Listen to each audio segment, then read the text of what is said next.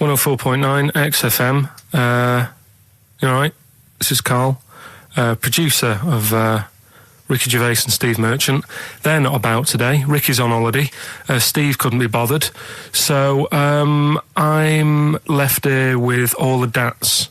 That's a digital audio tape of all the shows they've done since they've been here over the last, I don't know, year and a half or something. So we'll play you some of the best bits. All right, so here's the first bit. I had some exciting news this week, Karl. You'll be pleased to find out. I'm worried that you might get a little bit jealous because it's obviously going to impact on your world quite strongly. Because I know you think you'd like things to be quite samey. You like the status quo to be maintained. You like the fact that in the past, we've had some crosswords. Because I remember. What did you think of me when I first walked in? When I first came in on the first day of XFM? I don't know why you're making a big deal out of it. I'm just being honest, though. I'm just being honest about a lot of people who see you for the first time sort of go, well, he's a bit weird.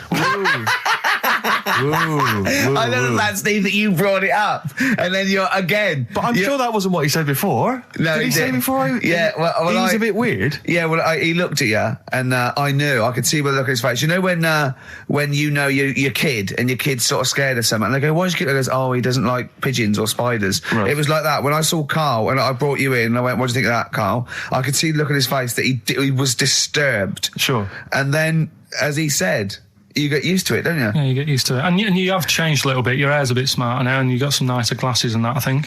Or I might have just got used to it. Whoa, don't bring it up, Steve. Don't look at me like that. So you say that you think some other people in the office thought the same? Do you know that for sure? Karl. Did you discuss it? Karl. Yeah, I think they do, yeah. Okay, leave it there then. But not just in the office, as you walk through the building. Oh, it's worse than you ever thought. Well, no, it's not worse than I ever thought, because as you well know, Ricky Gervais, what did I do on Thursday morning? Oh, is this the thing... For those that perhaps are not of the female persuasion listening, there's a magazine. Apparently it sells quite well. It's one of the sort of female, kind of issues magazines. I think it's called Company Magazine. It's like your sort of, I guess it's a bit like your Moore or your Vanity Fair or whatever. Anyway, they run every year the 50 most eligible bachelors in Great Britain section. Ding dong, hello. Who's in there this year? In the 50, in the top 50 of the entire country. And then they vote, and they put them in order and see who's the most eligible bachelor. But that's 50 people, right? It always annoys me slightly because bachelor, it kind of seems like a more sophisticated word for loser.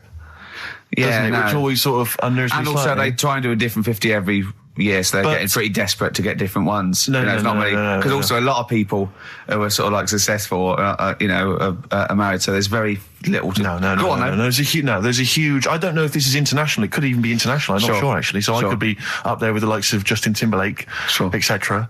So Fred Durst... Yeah, that sort of person, So anyway, this is what's exciting, right? Although I'm slightly frustrated because they were telling me that last year...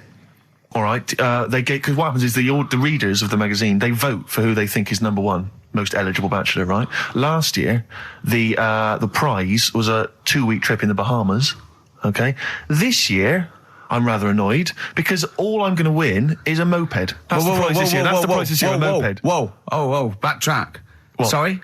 Last year was a 2-week trip to Bahamas, and this year just a moped. All I'm going to get is a moped. All you're going to win is a moped. Yeah, you got no chance. You've got no chance. Who else is in it? Well, I mean, I don't know lots of people you'd never heard of. I know Duncan from Blue. Ding. So you're second to him at least already. I imagine you're going to come behind the other 49. No. Because there'll be people voting for me. They get to vote for me. Yeah, Steve. They'll see my photo and then they can vote for me. Yeah, according to Heat, I was 22nd most sexy man in the world.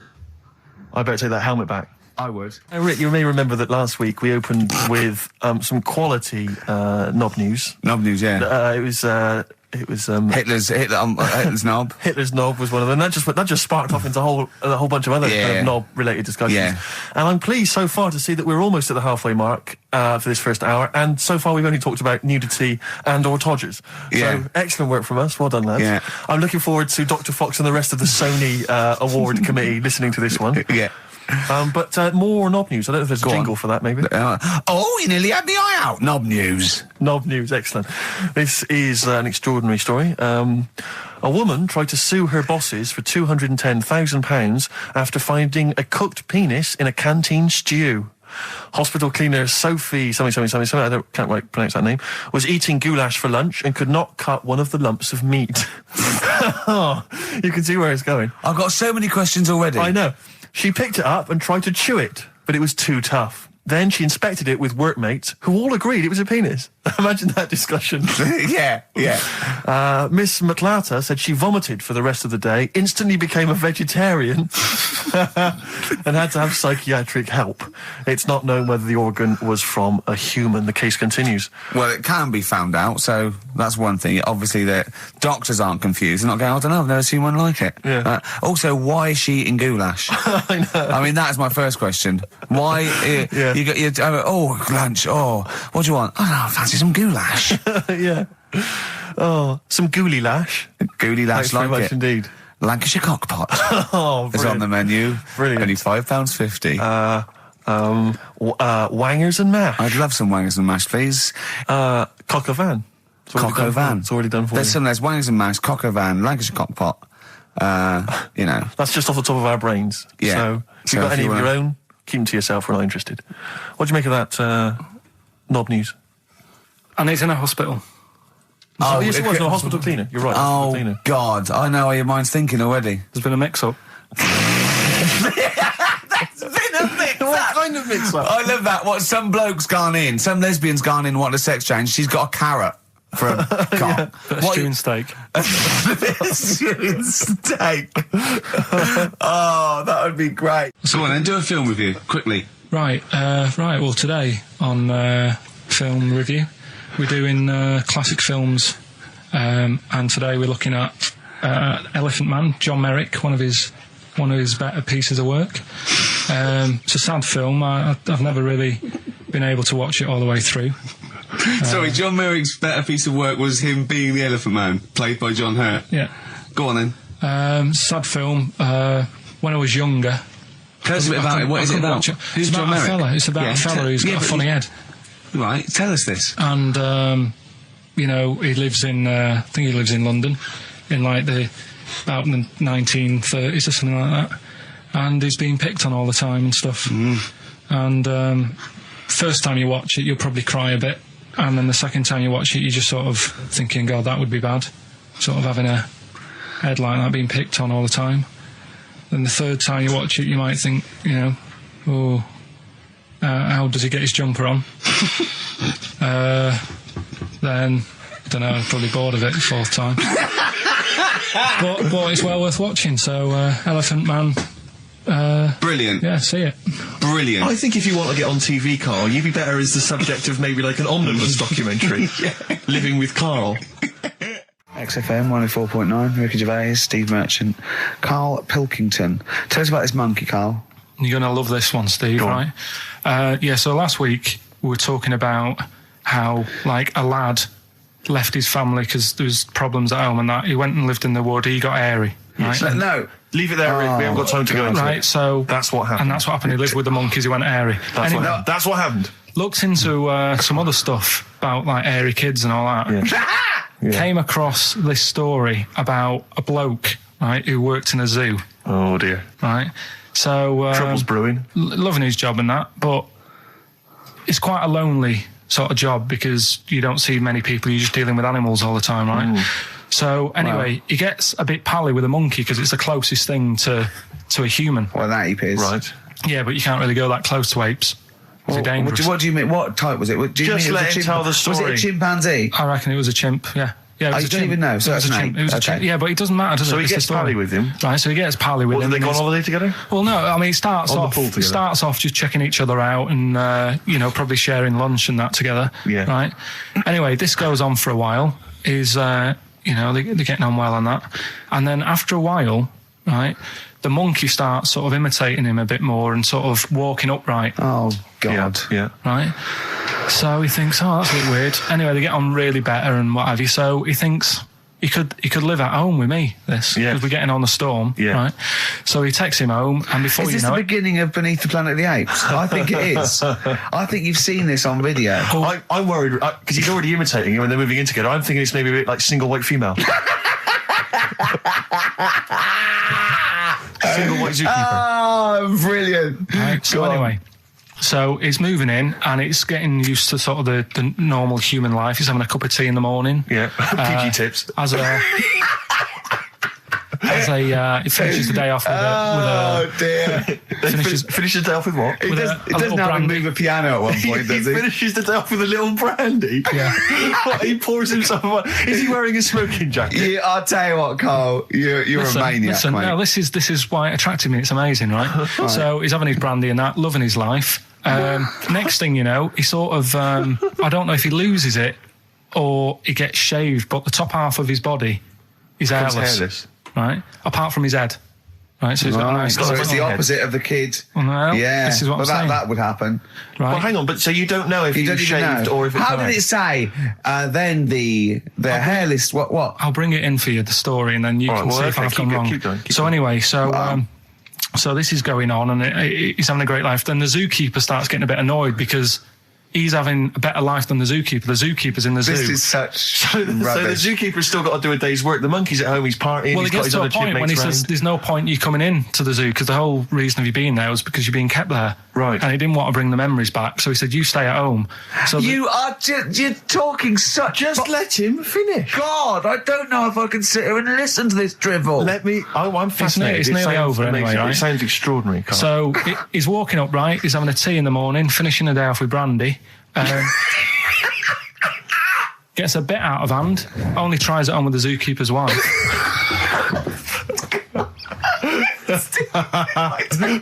Make him go away, Steve. How does he do that? Well, because he's around humans a lot, he becomes a bit of a charmer. And, but what is it that he could do to seduce her? Pick fleas out of her? he didn't say. He was built. Yeah, he was well done. So what about that? What do you mean, what about it, Carl? It's obviously not true. I don't understand how... I love the fact he becomes a charmer. He's got better taste in brandy. Exactly. And what was it that he was doing that seduced her? I don't know. Maybe because he was at home more than the zookeeper was. But what would he be doing, Carl? He's not going to be talking with her. They're not going to be playing Trivia Pursuit. Maybe she liked the silent type. He didn't go into that. He just said that's when the trouble started. Carl, play a record. Right. Is that what Suzanne did when she brought you in? That was Radiohead and They're There. We're Not Here, all right? Pre-recorded. Coming up is one of Carl's little things. Enjoy it. Something else we're giving away. The Shining. It's just more throwing away, isn't it? Once again, is it on video? Once again, it's on VHS. Just because you buy it out of your own money, Carl, stop being so mean. And I want to watch it tonight because it's one of those films that... So you're going to watch this video and then you're going to send it to someone as a prize? Yeah, it's one of them films that... Sorry, what you just said yes to that without blinking? Well, yeah. You don't think, like, Les Dennis doesn't have a quick go in the car on Family Fortune before he gives it away? It costs Jim Bowen $5.99. has a go at those his and her towel racks. It costs $5.99, Carl. Okay, this is Carl in the classic The Shining. And what's the question? Well, we might ask that afterwards. Okay, then. Fine. Still trying to write the book, then? Yeah? Yes. Good. Funny, someone told me the other day, weird thing about a typewriter, the top row of letters, the longest word you can write is typewriter. I'll just show you. That's weird, isn't it? It's just the typewriter being... You're not in the mood, are you? You're in one of those grouchy moods again, like you get into when you're writing. I'm not being grouchy. I just want to finish my work. Yeah, just being a bit funny, a bit offhand and that. Let me explain something to you. Go on. Whenever you come in here and interrupt me, you're breaking my concentration. You're distracting me. And it will then take me time to get back to where I was. Understand? Yeah, but I just was coming in to try and cheer you up. You know, if you... I mean, I'm full of ideas as well. You know, if you're having a problem coming up with stuff, got loads of stuff, loads of ideas you could write about. The other day I read about this airy Chinese kid. What do you want me to do about it? No, it's just that it could make a good book. Do you know what I mean? Sort of following round. That's swell. Well, I'd buy it. You know. But if you don't want to know, we'll have to... Don't bother doing it, but... Do you know what I mean? It's just airy Chinese kid. It's weird because they're not normally that airy over there. Yeah, this kid caked in it. But if you don't care... I wouldn't touch one hair on his goddamn little head. You don't have to touch any hair on his head. Like I say, he's covered. Leave the head alone if you want. Touch his hands. He's totally covered in it. But I love the little son of a bitch. Well, don't go that far. You haven't met him. But I can sort it out. I'd do anything for him. I don't think you'd expect that much. Just take him to the barbers 3 or 4 times a week. You know, he's a good little kid. In fact, I'll do it. I think I'll write a book on him. Yeah? How do you think you can handle that? Yeah. You're not too busy, are you? Well, yeah, I'm pretty busy. I've got to sort out some monkey facts for the show this Saturday, but I reckon I can still... Why don't you start right now and get out of here? All right. I will. You're going to be like that? Couldn't borrow a pen, could I? See you later. There you Haunting. go. Haunting stuff there. Karl Pilkington in The Shining. You know, in the film, Jack Nicholson goes crazy because the suggestion is he's maybe possessed by demons that maybe are in the hotel. But, you know, if I was stranded in a desolate hotel, removed from all human contact with Karl, I'd go mental with an axe without being possessed by demons. That's more chilling to me, trying to get some work done and you keep wandering in. I'm trying to get Karl to spend a couple of days in the caravan with me, just for the head of it. And he won't. I've offered him money, won't I? I think it'd be a great laugh, won't it, Karl? Oh, yeah, great. That would be terrifying. No, I want to film it. I just want to film it. Like a little video diary. There's Karl there, he's just waking up. Well, if I was stranded in that would be like being... I may as well be with Freddy Krueger and Jason Voorhees. That's more scary. The thing is, Ricky doesn't mess you about as much as he messes me about. No, you see, you've given him an inch. You've given him an inch and he's taken a yard. 12:30 you got in today. In 30 minutes between 12:30 and 1. The old bin lid on the head, if you wanted to do that again. Yep. Squeezing my head, think he had a go at. And a karate chop on the back of the neck. Yeah. All in 30 minutes. Yeah. Who else can say that? Anyway, Karl, look, you almost let it slip then as you were talking about your filling out that application form. There's some big news that everyone needs to know, which we were stunned by in the week, although the more we sort of talk to you, the more it starts to fall into place. Yeah. But Karl, what's the story? That I haven't got my exam results from the GCSEs. He never turned up to get his exam results. I was working. And so, how many did you take in the end? Because you weren't even sure about that, were you? You think you took maths and English, don't you? Yeah. And you think you've handed in the artwork for art, don't you? Now, art was continual assessment, wasn't it? Coursework. And what was that you made? I made a man sort of putting his arms into a car. You've made a model of a man putting his arms into a car. What was this? So that one's passed. Was that a homage to break-ins in Manchester? Was this? What was this? Oh, look, he does what he sees. Yeah. So you've got that. That's safe. You definitely got that one. So you've taken art, you've taken English and maths, you think? So this is what we're going to do, listeners. We're going to try and find out his exam results for him and tell him next week. Live on air. We're going to call his school, we're going to try and track him down, and we are going to have a little envelope, and we are going to give Karl, at the age of 29, his O-level results. GCSEs, yeah. Now, Karl, so you took maths, yeah. You think you took English, do you remember turning up to do those? Do you remember sitting in the room filling in the forms? Yeah. Okay, and how did you feel you did? I don't think I did well. You don't think you did well? Did you revise? No. Why didn't you revise? Because I don't really believe in it. Okay. Well, it's just that if you don't know it, then you don't know it. You shouldn't have to start looking at a book. If I went to like the hospital, yeah, and the doctor said, "Oh, you need your appendix out," but hang on a minute, I've just got to read up on it. Yeah. that isn't good enough. Okay. He should know, and that's the way I feel about it. To be fair, though, He did do the revision beforehand. yeah, they don't usually pass on, like, maybe, like, when they're in practice. Yeah, 7 information they years down took the in by line. osmosis. Yeah, yeah, and bloke comes in and goes, can I just see what you did with that? And I goes, you've passed. Yeah. Phew. That's a good one. Yeah. Good job I watched Casualty. You don't talk to anyone, do you, in the week? You just hide in your little sound booth thing, and you really don't talk to anyone, do you? Much? Not really. No. I mean, you might call up. Yeah. But no, I keep myself to myself. Yeah. Then you don't get bogged down in the office politics and stuff. Yeah. Is there a lot of office politics here? I don't know. I don't get involved in it. Oh, yeah.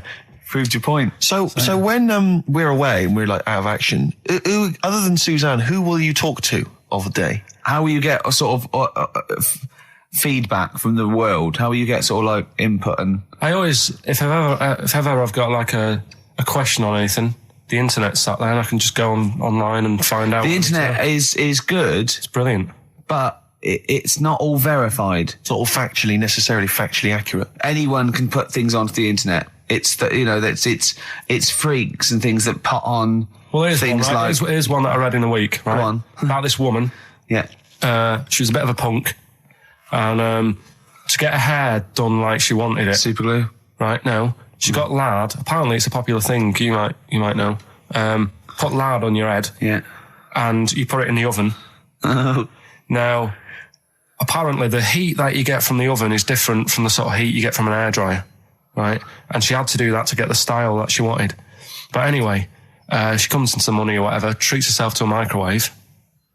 Right? It's not true. Opens the door, jams the things, like the little catch. So the microwave works. She jams it with a screwdriver or a knife or something. Yeah. Puts the microwave on, sticks her head in, boils her brain. Don't be ridiculous. Right? Well, why is that ridiculous? Boils her brain. She boiled her brain.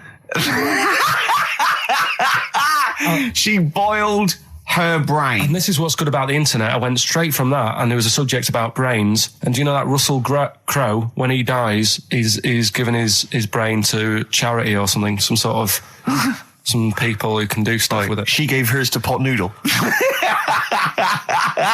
Vesta. Yeah. Oh, That's boiling the a sort of skull. Yeah. It's not true. It's not true, Carl. Just urban myths. Someone made it up. Yeah. For a laugh. They're just too convenient urban myths. Everyone's you can tell an urban myth's not true because it's always this happened to a mate of mine, and when you say what happened then, they go, don't know, that was it. Was it? Was that it? Was it? Someone boiled a brain and that was it. There was no more story. Well, Were there any dates, locations, times? I think it was in Belgium. That is a blinding record. And before that, Rick, what do you make of those adverts? They were great, weren't they? I like them, yeah. I'm going to buy all them products on the way home. And that's endorsed by Ricky Gervais. He's won awards. Yeah. Rick, do you remember this? This was a hilarious moment. No, you'll remember this when you hear it. It was when Karl said something that was basic. Well, I think for a lot of people it sounded like a lot of old bollocks. Man grows penis on his arm. I mean, why people are constantly losing their penises around the world? I have no idea. But why? I didn't realise it was a bit. What do you mean why on the arm? It's just a graft, isn't it? Yeah, but put it on like your buttock or your side. You can't wear a short sleeve shirt. Why did it? They've done that before. I don't understand it. Why not just graph it onto the side of your leg or something where it's high up, close to where it should be? I don't know. To get it used to the environment, like when you were like released a duck into the wild. I've never understood that. If there's a doctor, again, we had a doctor last time. There's someone who can let us know why they put it on the arm. So they can keep an eye on it, presumably. He's not going to work with this knob on his arm. He's probably in a hospital bed and under examination. Right. So what do you think? They pop the knob on the arm, say, come back in 3 weeks. What do you do, by the way? I'm a mechanic. Keep the knob, keep the long sleeve shirt, because the blokes go, why have you got a knob on your arm, mate? What are you talking about? He doesn't go back to normal as a teacher. Sir, what is it? What is it, Simpkins? You got a knob on your arm. No, don't worry about that. Do your maths. What do you think this bloke's walking around with a big knob coming out of his arm? Why on the arm? So they can keep an eye on it. So it's not... But if he's in bed, just get him to not put any undies on or whatever and just have a little sly look at how it's going. Even in hospital, if you're in a shared, little hospital room, people going, oh, I've had heart problems. What's your problem? He's there with his arm out. He's It's not that. Yeah, but I don't think it counts as indecent exposure when they're grafting a knob on your arm, sticking that up the bed. Imagine if he's driving, he's just got it out the window. People driving by. Yeah. The fact that at the end Is that bloke giving me the finger? At the end of the man grows penis on his arm story, it says, a Moscow surgeon said the man will be able to have sex in a few months. He said, women will never suspect. But what kind of a doctor talks like that? Yeah. I'll tell you, it's his cock now, seriously. The birds will never know. He'll be able to go berserk. Yeah, They'll never realise we grew it on his arm. That is unbelievable. Will he have a little scar on his arm, do you think? Yeah, I don't get it. Like I say, 83936 if there's a doctor out there. Or indeed, if you've ever grown... Or a tailor. Making you a shirt. What side do you wear your cock on, sir? It's on my left arm. So let's take us back a few steps, Karl. What's the story? Right, so I did some research, right? Let's just recap again. There was a guy you read about who had his head chopped off. He was guillotined. Yeah. He had said to the people around him, I am going to blink once I've had my head cut off to So show the brain that life can still... or the brain Yeah. can continue to work after death. Okay, so yeah, we queried that. So you weren't having any of it? Well, no, possibly for a few seconds till the oxygen stops being fed to the cells because the blood has drained away. But, you know, nothing spectacular. So Right, go on. well, along the similar sort of lines, right? This is quite a few years ago. This fella sort of upset the royal family doing something, right? So they said that this isn't good. It wasn't Ben Alton at that Jubilee thing, was it? I can't remember what it was, and they said, right, That was terrible. We're gonna cut your head off. You know, you gotta show people like you can't be doing what you've been doing. What was this, the 1970s? When you say a couple of years ago, you mean maybe sort of... Was it the olden days when the Ages phones weren't very good? Ages ago. Yeah. Ages ago, sure. So yeah, fair enough. Yeah. So Very philosophical. Yeah, imagine that when you wasn't here Cut your head off. This was literally ages ago. Yeah, exactly. Yeah, go Simon on. Sharma's History of Britain. Yeah. Oh, So- and even before that, which is yonks before, when it was all mental and different. Sorry, Karl, go on. So he's having his head cut off, and he's resigned to it. it's the day before. He's kind of got it into his head now that I'm not going to have my head much longer. Sure. So he said, let's make use of this. Yeah. He said, I wonder how long like the body can stay alive without my head on it, right? So they were like, I don't know. So Who were? so The jailers? whoever he was asking. These jailers with one eye. Yeah. Get out, pal. So he said, No, wait a minute, I've got an interesting scientific experiment, jailer. Well, Yeah. fair enough. What is it? So he said, what I want to do, right? He said, you know, surely it's my last right. You know, I'm gonna be dead tomorrow. Sure. So let's He do a didn't test. draw it out this long, did he? Yeah, he said, let's test this out. You know, he said, do us a favour. He said, you know, it's my last day. What I want you to do is, you're going to cut my head off. Let's put a white line on the floor Right. and see if, you know, because there's no point asking how far he can sort of walk without an head if there isn't a line, because you don't know what to count. Do you know what I mean? If he loses his head and he's running around all over the place, you can't really count That's that. not impressive enough, yeah. So they said, let's make a white line. Sure. Yeah. Who said And- this? He did or they did? I think they started to join in with him and saying, well, let's make this a... you know. You get it. Go on. So, They got Norris McWhirter down. The Guinness people. Oh. Yeah. so they said, let's get this white line. Yeah. And Dedication's all you need. we'll do this tomorrow. And he said, all right, then I'll see you in the morning. So we go- I'll see you in the morning. Night, sleep tight.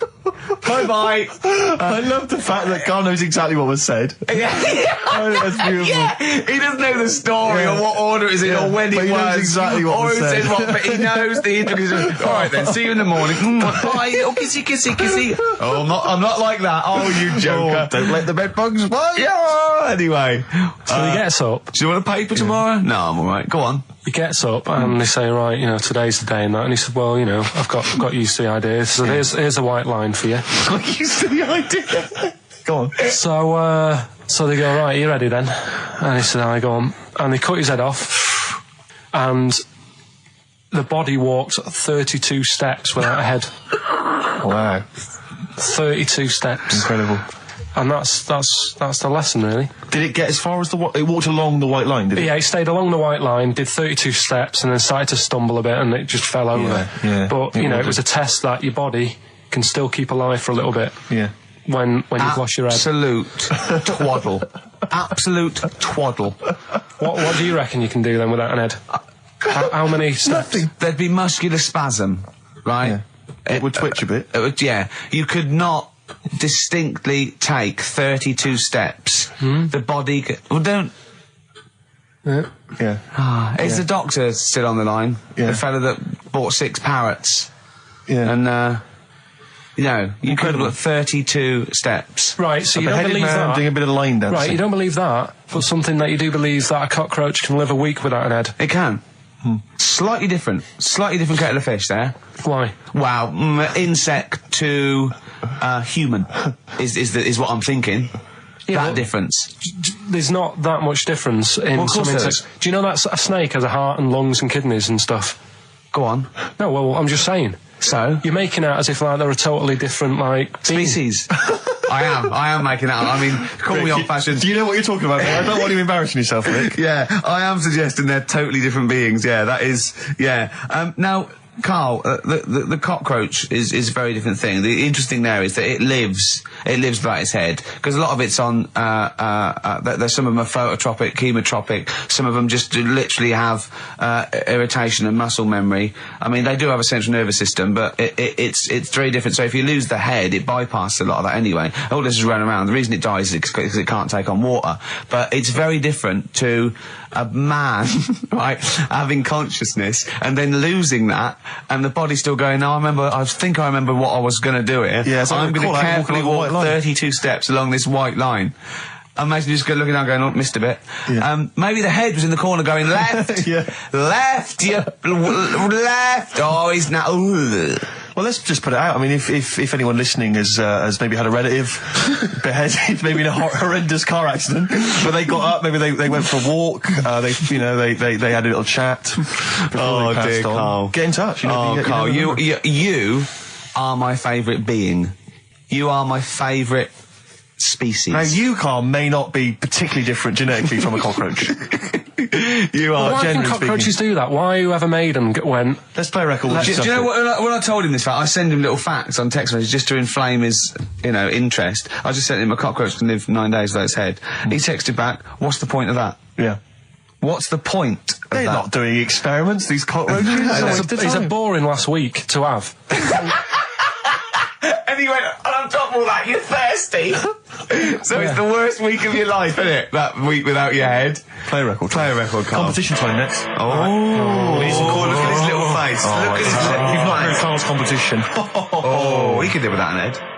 Made famous, of course, by Jimi Hendrix. Yeah. That's All Along the Watchtower, as originally done by Mr. Bob Dylan. On XFM 104.9. So, Karl, just take us through the moment where you gave this gift. Firstly, So you were went excited- into Boots, right? You thought, all right, 100 condoms, brilliant. Okay, did you wrap it I don't up? know if it was 100, probably 80. Right, okay, yeah. Right. You don't want to go So, mad, do you? Wrap them up. I'm just resting easy knowing that he's not trying to breed. Right? No. Yeah. So I got her them. I got her Grease on DVD because she's Okay. always watching that. Yeah. Right.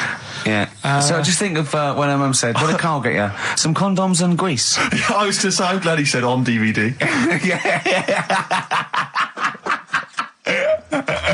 And, she was surprised anyway, right? Because Yeah, I bet she was. no, when she got she was thinking like jewellery. no, right? That showed her. That surprised you, hasn't it? All right. So hang on, wait a minute. You thought it was a holiday, didn't you? Yeah, look at your face. You don't know me at all.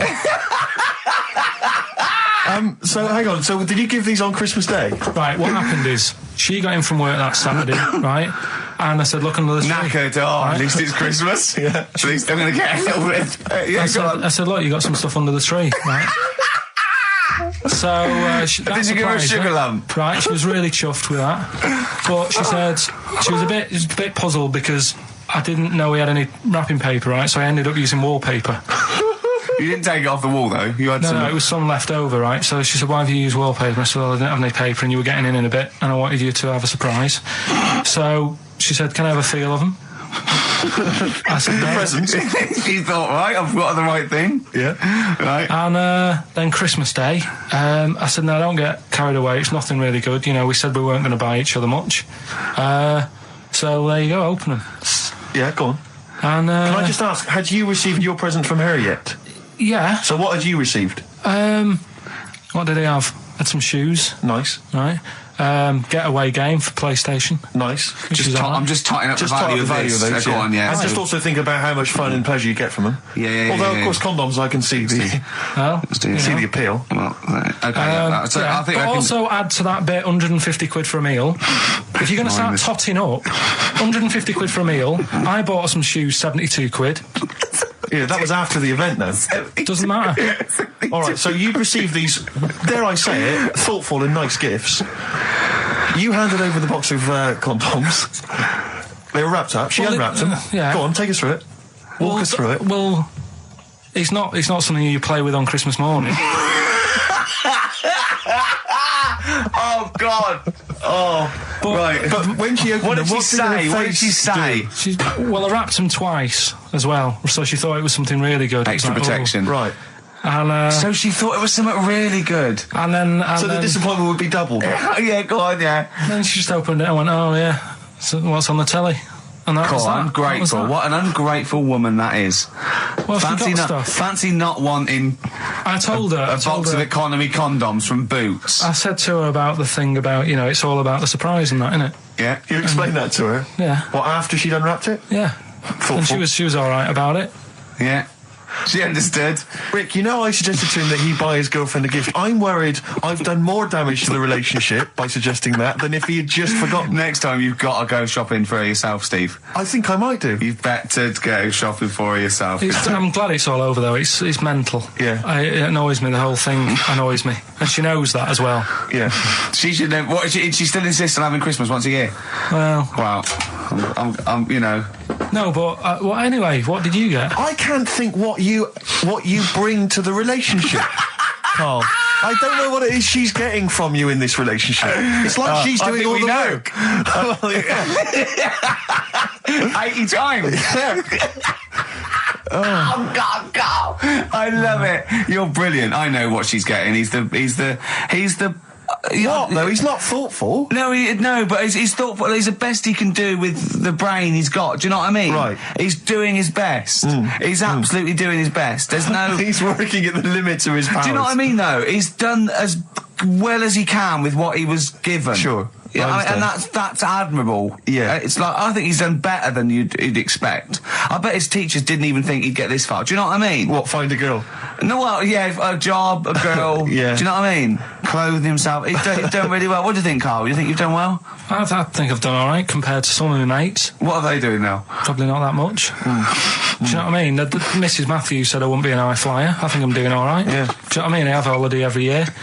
Got somewhere to live and that.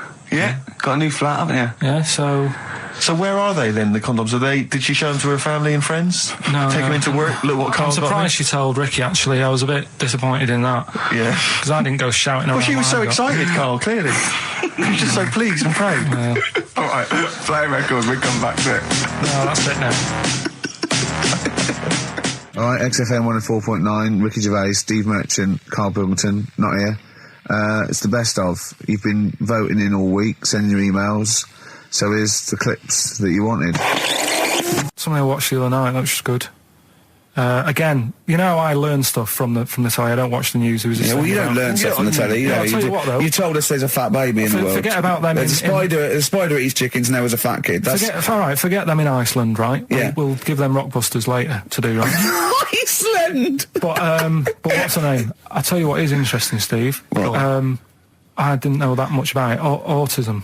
Okay. Oh, good. With some more entertaining stuff on XFM 104.9. No. Just to cheer up people. Go on, then. What? Come on. No, right. Have you heard about it, Steve? What Autism? It scares me to death when he comes up, when he touches on a serious subject. We've been talking about wheeling a dead pope round, the Chinese don't age well, and ginger people are hated. And now we're going to touch on a really, No, I said... my heart's in my throat. Go on, Carl, then. Tell me your insights to autism. Right, well, there was this, again, Channel 4 coming up with some good stuff at the moment, right? That might have been Channel 5. But what's the name? It was... It's the attention span I like! It's these people who, they've got like this autism thing going on. Yeah. And they sort of take in a lot of information. They get sort of they get so into it that they know everything about that subject and what have you, right? And there was this lad who, he knew everything, right, about EastEnders. Right. He sort of, the cameraman was saying to him, so, you know, why EastEnders and that? And he said, I don't know, I just like it. And he said, I remember when I first watched it, it was a Thursday, it was 5 to 8, Pauline Fowler walked in, she had a pink jumper on, she said, all right, love. And he remembers everything from that moment on. Yeah. Right, and everything, which is great, but then the way the programme was making out, it was almost like they were saying it's a disability. Right. When in a way, it's more like a superpower. Sure. Like Rain Man. But if you can take Rain Man. No, I'm he not. has special autistic powers. Oh God! We must send for Rain Man. I don't know what to do. So I don't know what to do. So he would be a great contestant on Mastermind. Sort of autistic Mastermind. He'd be Well, what I'm dynamite. saying is, don't be watching EastEnders though. Sort of, why didn't they give him an encyclopedia and say, get into that? Sure. That'll be useful. Yeah. Keep him away from EastEnders. Wasting his time there. But I don't think it is a disability. No. Yeah, I there always- are other things, and they're not. It's also autism is a matter of degrees. From what I know, and I'm sorry to have to do this, but I feel that I have to at least be the voice of reason, as ill-educated as I am on the subject. But I think there's degrees of autism. I think some are higher performance than others. There's other issues with it. It's not they're just got good memories. They don't go around doing tricks for people because they can remember stuff. There are other issues with it. Do you know what I mean? Right, well, I mean, they seemed a bit... But you watched the programme. What did you learn? That he knows when Pauline Fowler came in. Yeah, I mean, there was other bits where they couldn't control their emotions and stuff. Oh, that other little bit, yeah. But the main bit of it was he can soak up information and stuff, and I'm just saying it didn't seem really bad. Do you know what I mean? There's disabilities where people say that's a bad disability. It's like how people say about... This is I don't brilliant. know. This is just like this is amazing to be in a room with this man. It's incredible. You just wind him up and listen to what comes out. And I'm going to sit back now. I'm not going to defend you or explain anything. Just go on and tell me about the other disabilities that are worse. What I mean is how people can sometimes easily get mixed up. How people are scared of like a cyclop. When at the end of the day, he's got a disability. A bloke with Who's scared of a cyclop? No, it's apart just from that's- Jason and his Argonauts. Where's this cyclop that you're scared of? No, I'm just saying in history and in books and that. No, not in history. History happened. Yeah. But What are you thinking of? You're mixing history with Greek mythology and Roman mythology and every other type of mythology. What do you mean there wasn't really a giant cyclop that went round picking up ships and throwing them around? That's not history, Carl. Do you think Batman's history? No, but it was ages ago, wasn't it, when we were sort of forming... No, I'm not saying it didn't happen ages ago. I'm saying it didn't happen. Well, it might have done. There's no... I mean, what's so ridiculous about a fellow with one eye? In the middle of his head, and he's big and scary and lives in a Why is he cave. scary? Because if he had 8 eyes, I'd be scared of him. At the end of the day, he's got a disability... we'll talk about it in a bit. That's the sort of thing I think we need now, right? We've covered a lot of stuff. What, education? But teaching, yeah. Well, okay, what do you want to know? Don't know. Have you got something? Can you educate us on anything? I've been reading bits So and could we bobs. bring back just for one night only, educating Ricky? Oh, I'm excited. Yeah? Do you think it warrants that? I don't know enough about it. You know what I mean? About what? It sounds perfect. Play the jingle. Educating Ricky. He's getting smarter. A couple of things happened in the week that I read about. Okay. Keeping up on what's going on in that. Sure. Yeah. One was about that Galileo fella. Okay. Was it about 1636? Was it? I think it might have been not earlier. bad. Go on. Did some stuff with light and that. Yeah, he did lots of physical experiments, yeah. Is that it then, Carl, is it? He did some stuff with light and that. What did he do with light? What was that? Well, I think he invented the first... Telescope. Telescope. So I think it's a particular lens, though, and he did experiments where he dropped famously two different weighted balls from Pisa, and they hit the ground at the same time, showing that it doesn't matter, the weight doesn't matter, but air resistance does and stuff like that. I think he probably He explained it a bit better than that. Yeah, but I'm talking to Karl. Sure. Did they need to know He's stuff? just thinking about pizza. Yeah. Did they need to know stuff like that back then? What do you mean, did they need to know stuff like that? It's just... There weren't people going around going, I've got to drop these 2 things off the bleeding tower of pizza. I just don't know which one's going to land first. Yeah, I need to know. What do you need to Bring know me about? Galileo. Yeah. It's for a bet. Yeah.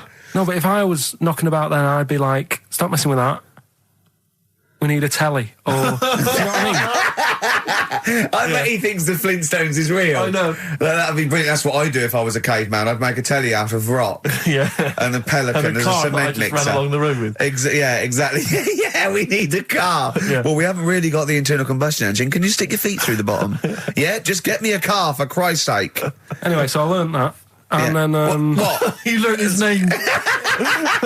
Yeah. Other people I learned the name of this week. Oh, if a chimp could watch telly. Go on, Karl, go on. Right. Badly drawn boy, born again. Right, just get this educating Ricky out of the way. So, Turkey, yeah. So what is this again? It's educating Ricky is the tip included. Right. Apparently a fellow was on holiday in Turkey. He's just having a normal holiday. Weather's good. You know, he's having a good time. And Waiters are all normal height. Yeah. He's having his meal. He hears a load of screaming going on in the kitchen. Hold on. Has his girlfriend wandered in there? And they do, With a step ladder. Yeah. the circumcised people in the kitchen, and apparently... What are you talking about? Whoa. Slow down. We were Sorry, sidetracked there for a minute. what are you talking about? I'm excited about 2 things at once here. One, they circumcised people in the kitchen. 2, I guessed it was someone losing the end of their knob. He did, yeah. I started thinking like Karl Pilkington. Extraordinary. That is amazing. Apparently it was going on. It wasn't just a one-off either. Well, when I say a one-off, I mean they did it more than once. Yeah. Right? And there was... it was there for a week, and apparently the first night it was quiet, and then the rest of the week, every day, it'd be like having his breakfast, or even his lunch, or even his tea. Yeah. Right? He'd be doing it all day. Oh. You'd be hearing Lunch and screams. breakfast, fair enough, really. Yeah, Circumcision at tea time. Don't do that. And apparently it's a tradition over there.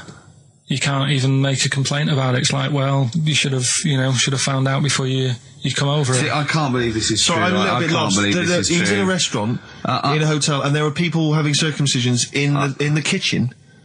Yeah. Is that right? I'm even worried that we're bordering on the racist here, suggesting that is position that Turkish people cut the end of their cocks off in the kitchen Yeah. at meal times. I think you're wrong, Karl.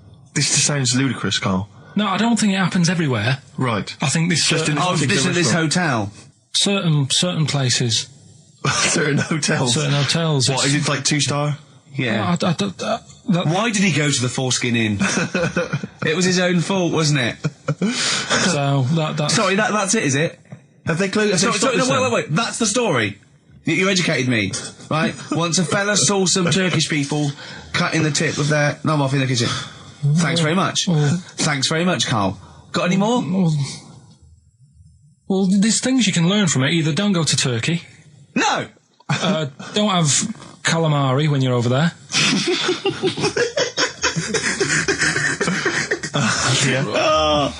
Karl, you've done it again. Well, Have you ever read the White Van Man column in The Sun, Karl? I've seen it. Are you familiar with this? This is where every day in The Sun they interview a guy who drives a white van, just, in order to get the kind of voice of the man on the street in the paper. And he has to answer, or just give his opinions, really, on events that have made the news each week. There have been huge rises in street crime, especially muggings and carjackings. What's your view there? more youth clubs are needed, aren't there? You think more youth clubs? I like that. No? Okay. No, I like that because it's so 1950s. Yeah, it's sort of like you want a bobby on the beat that'll clip you around the ear. So once they've come out of national service... Yeah, no, I love that. And if you find someone smoking a wood bomb, you make them smoke 50. Yeah, exactly. Oh, this is great. That is great. Did you used to go to youth clubs? Yeah. And they kept you out of trouble? You used to get into a fight afterwards when Sure. you came out. But for the sort of hour and a half you were there? You had a bit of pool and some boxing and Yeah. a bit of pop. Yeah. So more youth clubs, that's good. I love him. I love him. If you're at home, just make notes, because this is brilliant stuff. Honestly, you won't hear more honest, from the heart Exactly, stuff opinions. than this. This is great. Go on. This is not pre-planned. These are your direct responses now. Oh, as you hear these. I promise you, Karl did not know what we were going to do. He never knows what we're going to do, and he always answers honestly. That is the beauty of Karl. What is your it's not view- an act. Go on. What is your view, Karl, on New York's former mayor becoming Sir Rudy Giuliani? Sir Rudy Giuliani. Is he happy with it? He appears to be pleased with it. Let it go ahead. Fair enough. Okay. Go ahead. Oh, he's genius. Okay. Is he happy with it? He's like your nan. Yeah. What do you make of a cat that's been cloned in a secret 2.5 million research project? To find out what? If they to can clone clone it? cats, yeah. Have they had to hurt it? Sorry? Have they had to sort of hurt it to do that? Have they had to hurt it? Yeah, or is it just scraping its tongue for some stuff? I think the cat's fine. The point is that they're cloning another creature, which is potentially very dangerous. Have you seen that film where they bring Hitler back? That cat. What if that cat turned out to be a world dictator? Exactly. What do you reckon of No. cloning generally, Carl? You concerned about it? When they're cloning for organs, you I know, don't they just grow them for the, you know. Do you know what cloning means? Yeah, it's when you, like, make something else that's the same, isn't it? Right. Yeah, I mean, it's not going to do any harm. Okay. And finally... Put him on the World Council. Yeah. Finally, what do you make of some city workers who were caught bonking in the glass lifts of the Lloyd's building? What do I make of it? Yeah. Is that a problem for you? Do you think that's unprofessional? Was it the lunch break or... I think it was lunch break. It was their own. All right. It's their own time, I think, fair enough. It only takes 45 seconds to go from the bottom to the top. Is that a problem? They moved quickly. They acted, on instinct. You think fair enough? If that's their natural instincts and they're both consenting, you think fine? Yeah. Okay. Yeah. Thanks very much, Carl. Thanks very much, Carl. Carl, Right, we'll Steve, have more of Carl's world-weary opinions next time on the show. Yeah. Now it's time for White Van Man. White Van Man. Yes, for explain what it is. those that don't buy The Sun, they think it's beneath them. White Van Man is a column they have, I think, every day, actually, and they just get sort of some, Joe Public to kind of comment on the week's news. Just seems to me, that it might be interesting to get Carl's views on some of the big events. Not because we think that Carl hasn't got a valid sort of viewpoint. No. Because Carl sees the world differently to some people. That's all. And that's what's interesting. Like an artist does, or exactly. Yeah, he's very bohemian in his outlook. Yeah. Do you feel that you're up to scratch on this week's news? I don't like this bit. Do you? No, just relax. Why not? It's pressure. No, because you just have to give us your first opinion. For your honest answer, that's all we've ever asked of you, Carl, and it's all you've ever given us. Your honest, your first from the heart view, yeah? Don't worry, just relax. Just chill in. Are you worried that people are listening and thinking you're an idiot? If my girlfriend's listening now, go and have a wash or something. Go and have a wash. Not very nice, is it? Is it the opposite of Napoleon and Josephine? Yeah, go on. If you're going to visit me again, Josephine, for Christ's sake, wash. Well, I'll ease you in with something fairly easy, a music-based question. Kylie Minogue versus Dido as Queen of the Brits. What's your view there? Go and have a wash. It doesn't really matter, does it? It doesn't really matter. What doesn't really matter? With the Brits. I was watching it the other night, and I think Kylie will be a good-looking old woman. Okay. Do you ever do that? Sort of I want to, Steve, I want to celebrate with you. Every time he opens his mouth, it doesn't matter. I want us to open a bottle of champagne. I know what you mean. Do you know what I mean? It's sort of like we did that. Yes. No, do you ever do that, though? Look at people, and another person who springs to mind, Jenny Powell. I don't think she's that good-looking now. Who's Jenny Powell? Is she that girl that used to be the assistant on Wheel of Fortune? Yeah, I think she's a bit over the top for a young woman. But when she gets older, I think she'll look... Be a bit of a stunner. Okay. So for you, Kylie, whereas you don't feel that about Dido, is that right? She's alright, she's normal. I prefer Kylie's sister to Kylie. She looks, I can imagine her being hard work to live with. And who, Kylie? Not being washing up and that. Right, sure. Being a bit fussy. Okay. And what do you make of taxes rising in the next budget to pay for NHS improvements? Well, my dad went to hospital to have an operation once. Yeah. So I feel like it's worth paying it, because I've got something. Because people might have to go to hospital. Yeah. Yeah. Well, it makes a change when it's someone in your family, doesn't it? Yeah. Because you sort of realise... Yeah, a change is as good as a rest. And the weird thing is, if it weren't for me dad, I wouldn't be here doing this show, because when he was in hospital... Well, no, I'll stop you there. Yeah. To be honest, that's all you need to know. You wouldn't be here, true, but no. Well, no, because this was after I was born. So, I would be here. But his more direct involvement was what? Yeah, because when my mum was seeing me dad in the hospital, I got a bit bored, went for a wander, found the hospital radio station... Yeah. And got a gig. Really? So, in a real sense, if it wasn't for Carl's dad, Carl wouldn't be here. And did your dad, while he was listening to you, did he, sort of tap the nurse and go, can you get that twat off the air? Who's put him in that app? Yeah. Oh, go on. Okay, What do you make of the real-life Mowgli who's surviving in a Transylvanian countryside? Apparently, I don't know much about this story. I don't know. You know Mowgli, he's the guy from the one- Jungle Book. Yeah. The little kid that grew up with bears and animals and stuff. Apparently there's a real-life one in Transylvania. What were the things in Gremlins? What were the what? Like in Gremlins, they were... Wait. Okay, this is an example. This is what your girlfriend said. Think. What were the things in Gremlins called? I can't remember. Just, I mean, really. Something like that, isn't it? No, wait. Just really think now, Carl. Just with everything with all the brain power you've ever used, think what the things in Gremlins were called. It's not there. There's a clue here. Oh no. Yeah. They're not. What? Gremlins. Yeah. Play a record, Carl. What about the fact that the world's tallest man is living in a semi in Neasden? It's alright, isn't it?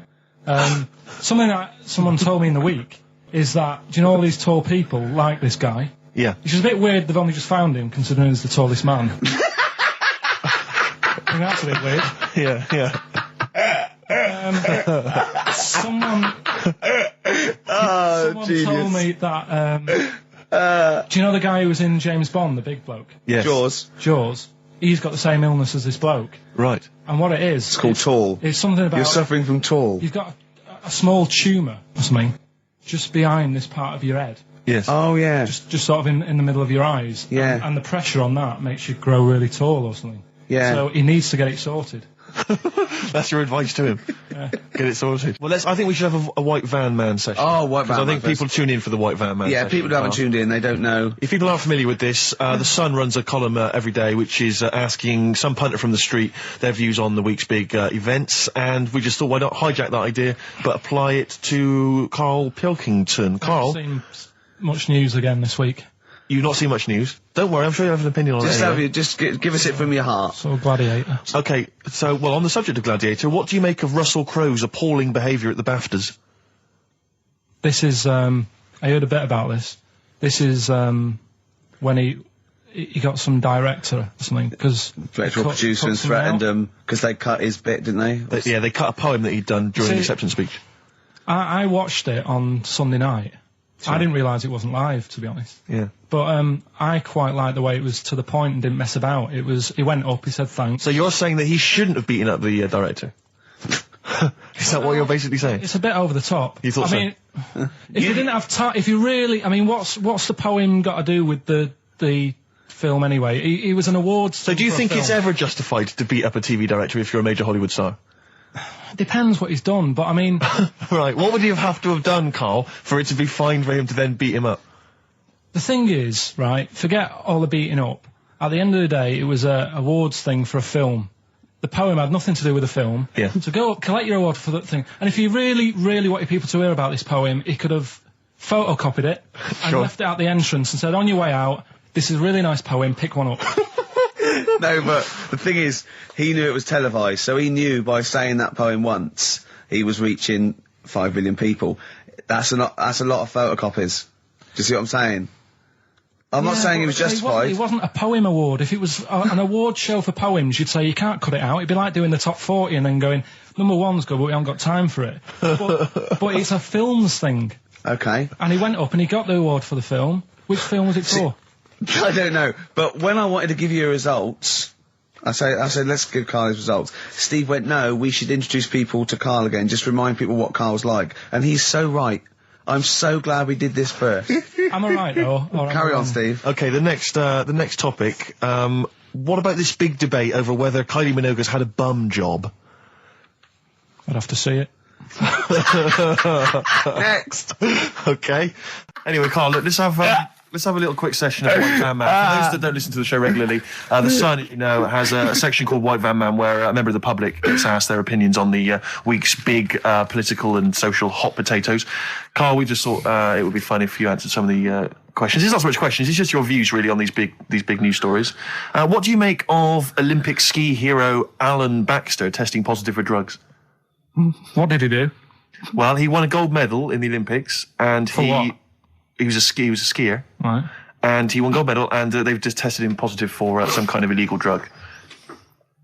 For what? I mean, if he did, why take drugs to ski?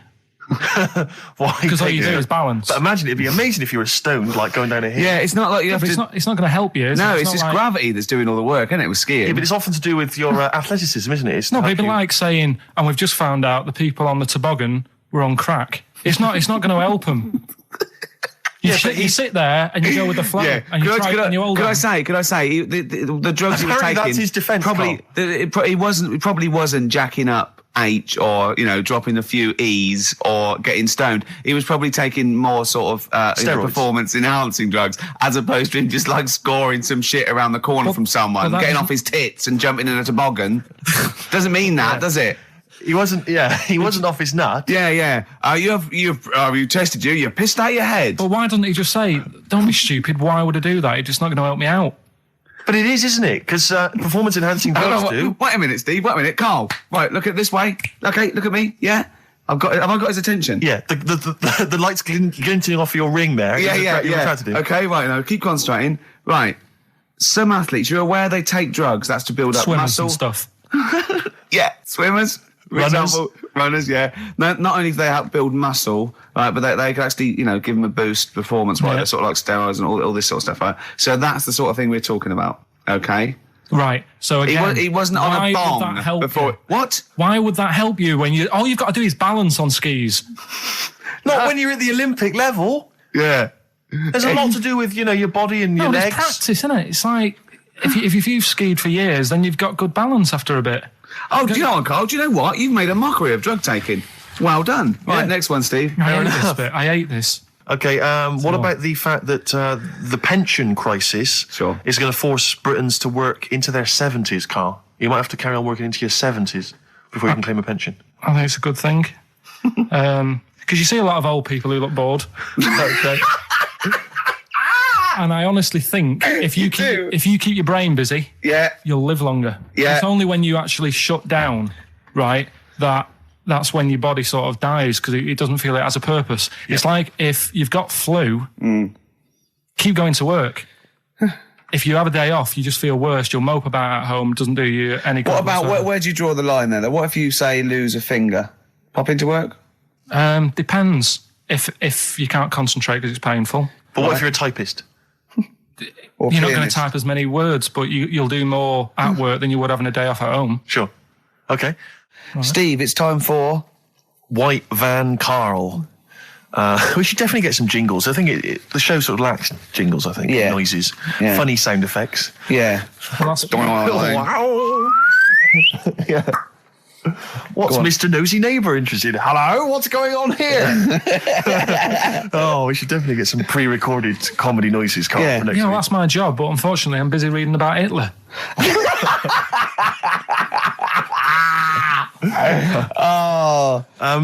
For those that don't know and aren't familiar with this feature, basically The Sun runs a White Van Man column where it asks just people who, every men and women, their views on news stories from the week, and we decided we'd just ask Carl his opinion on some of the same issues. This week... Not like us to rip off another idea and just use it for our own... No. No, but this time... The White Van Man in The Sun this week is Herbie Crossman from Harrow in Middlesex. Herbie. And he's asked his opinion, Carl, and what's yours, on pop idol Will Young admitting he is gay. Come on, Carl. I don't understand what the big deal is, to be honest. Okay. No. Talking to different people about it, and they've said, it could affect the sales, girls won't like him anymore, which I think is rubbish. Yeah, because it finished George Michael's career, didn't it? Well, yeah, and I was thinking when I was growing up, right? And Freddie Mercury. I was into Kim Wilde, right? Sure. Now... And her kids. You're not going to tell me she's gay, are you? No, but if she was, if they said, she's a leather, right? I wouldn't say, right, that's it, I'm taking kids in America back to the shop, I'm disgusted. Sure. I liked her. Yeah. I don't think I'm ever going to meet her and marry her and that, so what does it matter? Yeah. Will Young, she's a good voice, he's gay, a lot of gay people in the world. Georgie boy was gay, I guess. There you go. Nothing more and nothing less. The kindest guy I ever knew. So Do you Bowie? No big deal. That's one of your favourite songs, isn't it? Brilliant. Killing of Georgie Parts 1 and 2, isn't it? Yeah. Okay, what do you say to the fact that a judge has decided that we, the general public, have a right to know about stars' flings? Basically, this is an excuse. This is basically saying, should papers be allowed to print tittle-tattle about celebrities. Oh, this is... providing it's proven true. Oh, this is something about, isn't it, a Division 1 football or something? It definitely had a Premiership football, it was unfair. And it is true, but he's trying to keep privacy. And the judge said, well, it's not for us to censor the press over things that are true. Right. It's up to the general public to either boycott or not, that publication. What do you think, Carl? What about all this, exposing, going through the, the bins of celebrities? It's not right, is it? But no. People are interested in it and buy the papers to read it. Do you know what I mean? I mean, like I said to you the other week, everyone has a go at Beckham for not being that bright. But at the end of the day, he's a good footballer. It doesn't really matter what goes on off the pitch, does it? Do you know what I mean? Yeah. Express 2 featuring David Byrne, Lazy, XFM 104.9, 1:45. I'm Ricky Gervais. Steve's got the sun. Yes, we're just going to be doing White Van Carl, where we ask Carl the questions the Sun asked some other bloke. That's right. Because we think Carl's got more to say than anyone on anything.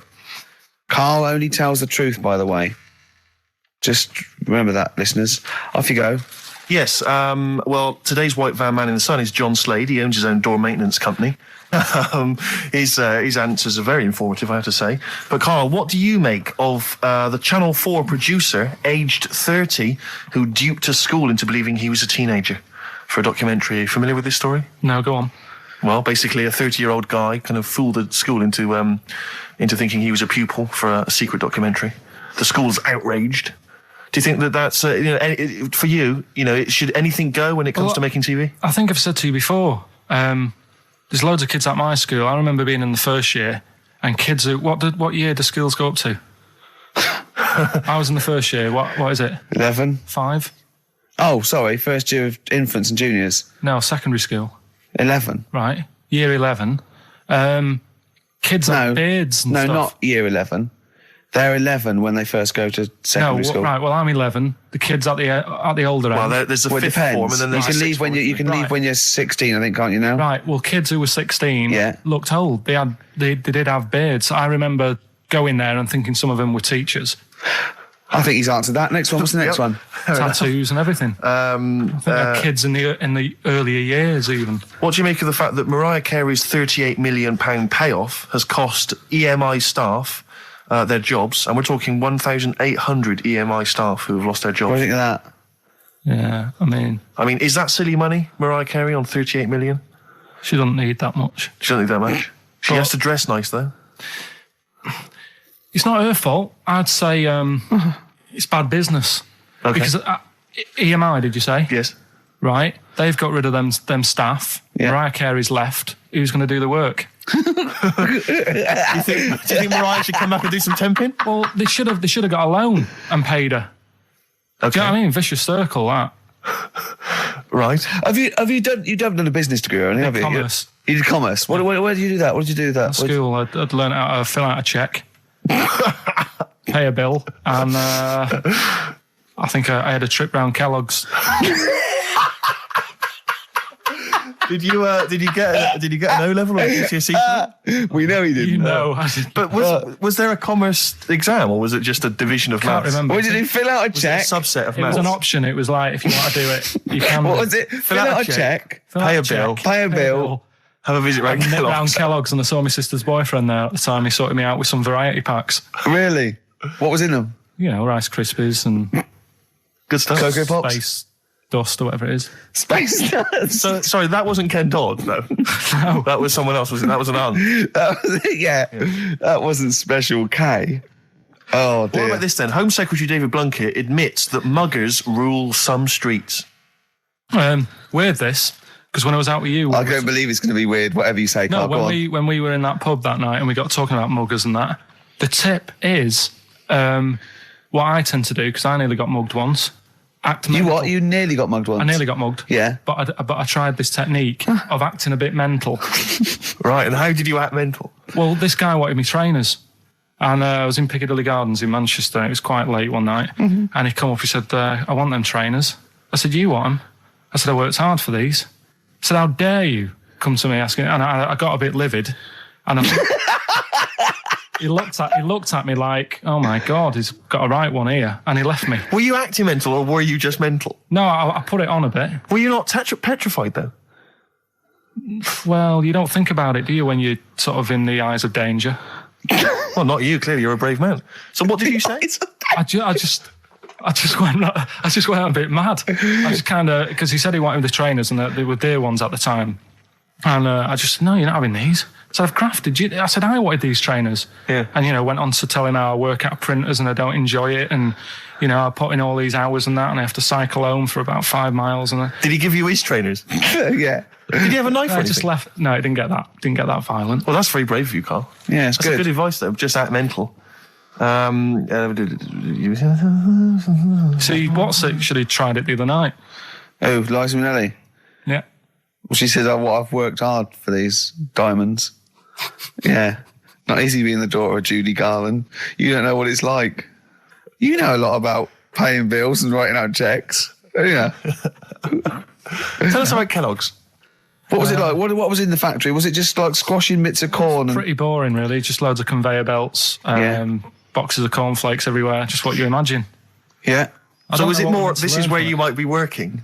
This is where you're likely to work? if you Possibly. leave There was school? 2 trips. There was that and the trip to Manchester Evening News. Okay. And I left that early because I had a job in Cordon Bleu. In Kellogg's. Cordon Bleu, what's that? It's like a supermarket. Yeah? And I had to leave the trip early, and the teacher went mad saying they'd thought I'd got lost on the, in the building and stuff. What, you It didn't caused tell a anyone? write-up. No, because it was like day 2 of working in this supermarket, and I couldn't be late. I thought by the time I explain where I've got to go and everything, I'll be even later. Sure. So I just left, and then apparently they were searching the building and everything for me. Oh, I were you? was stuck in a printer. Don't know. Stuck in a printer? I don't know. What was the printer's name? You worked at a supermarket called Cordon Bleu. Cordon Bleu. brilliant. That's great, isn't it? It's rubbish. Oh. Got sacked. You had What did you get sacked for? Messing about in a back in the car park round the back. Yeah. Right, there was a grid, and all the concrete had gone funny. So when it rains, you got like a big lake, Oh, yeah. right? And I got in. Do you know those big metal trolleys you get to like put all the food in while? Oh, yeah. And I got in one of them and pushed myself out into this lake. Of cement. No, Of water. full Oh, it of was water water, 'cause it'd been right, raining. right. And I got stuck in the middle, right? And the boss was like, "Where's Carl? He's meant to be doing, facing up the beans." And I was like, And you were stranded in a lake. So someone said, I saw him messing about out the back. He came out and saw me stuck in the middle of this lake in a trolley. And he said, "Get back in." I said, Would you say, no, I'm filming sharks? I said, it's too deep.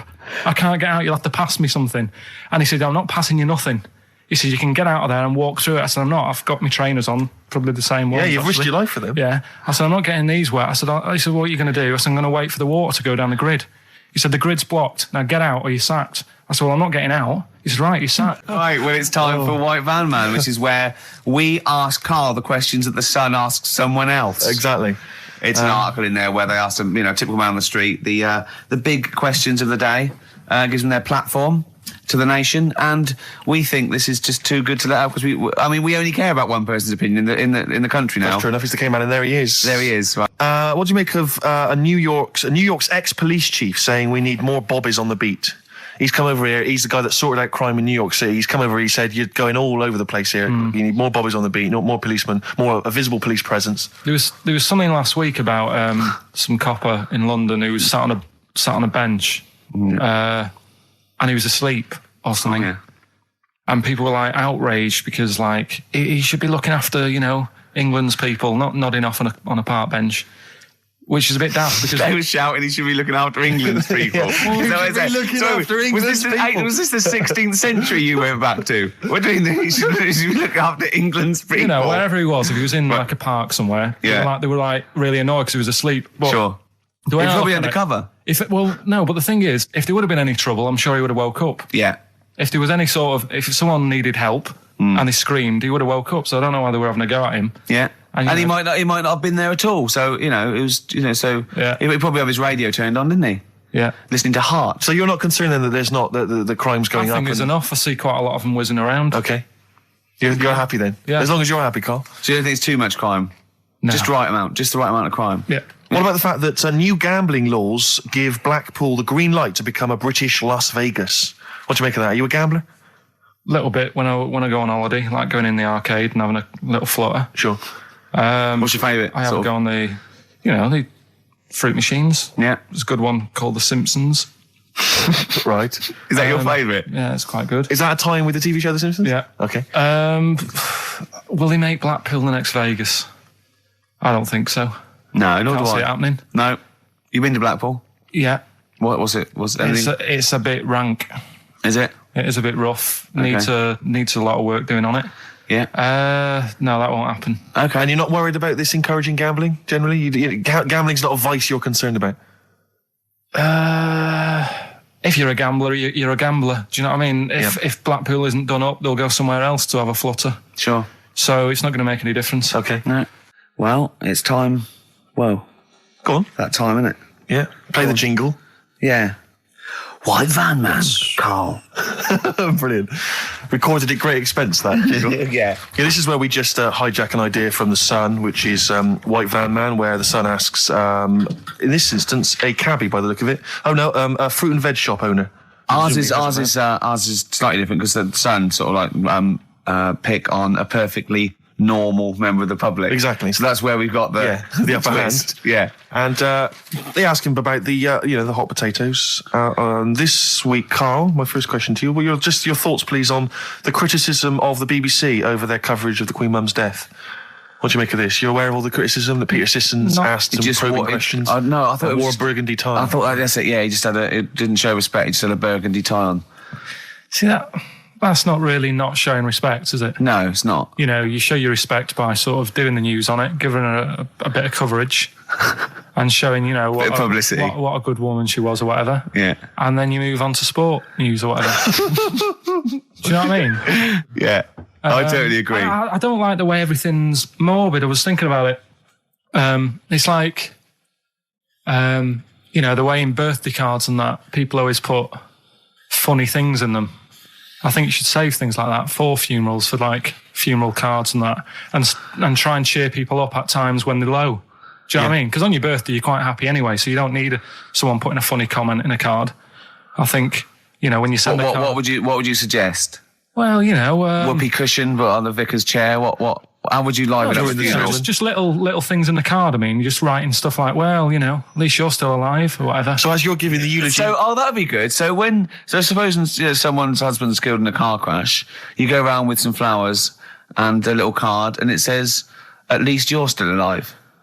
Well, maybe something funnier than that.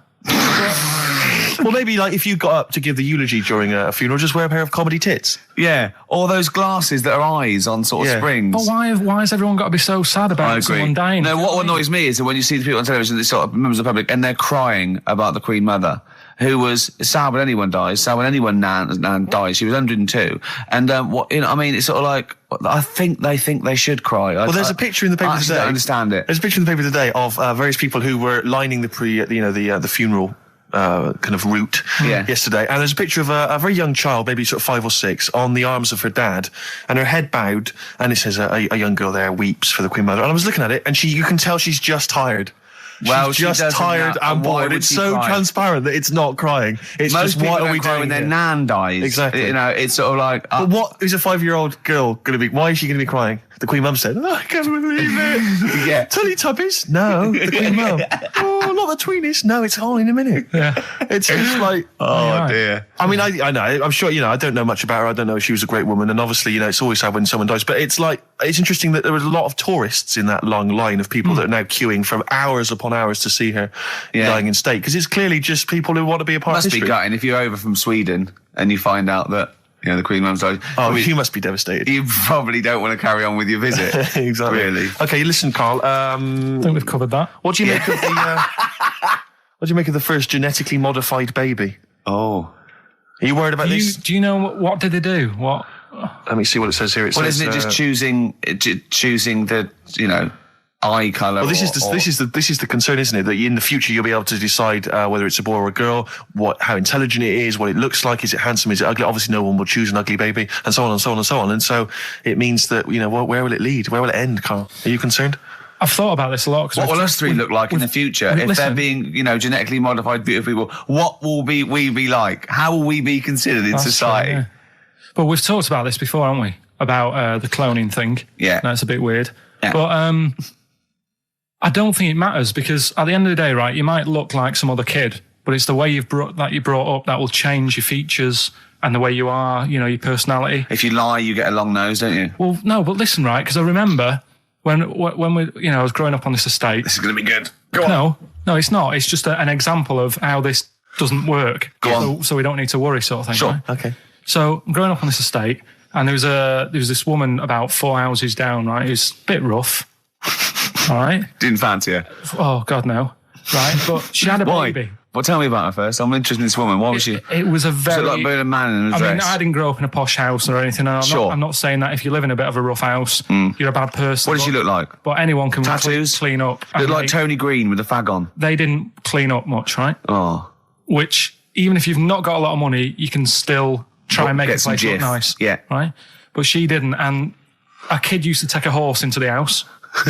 Sorry. Whoa, Neddy. What do you mean a kid used to take a horse into the house? Where did he get a horse? Must have nicked it from somewhere. Must have done. You've seen a horse in it? No. What, is that from outside the saloon round the corner? Yeah, was it just tied up with a bit of lettuce? Right? Oh, that's great. Did Big Jake come looking for it? I'd been out. Oh.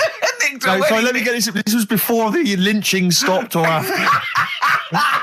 Where did he get a horse from? What do you mean he must have nicked it? His mum said, where'd you get that from? I bought it. All right then. But keep it out the kitchen. I don't want you going Catlin rustling.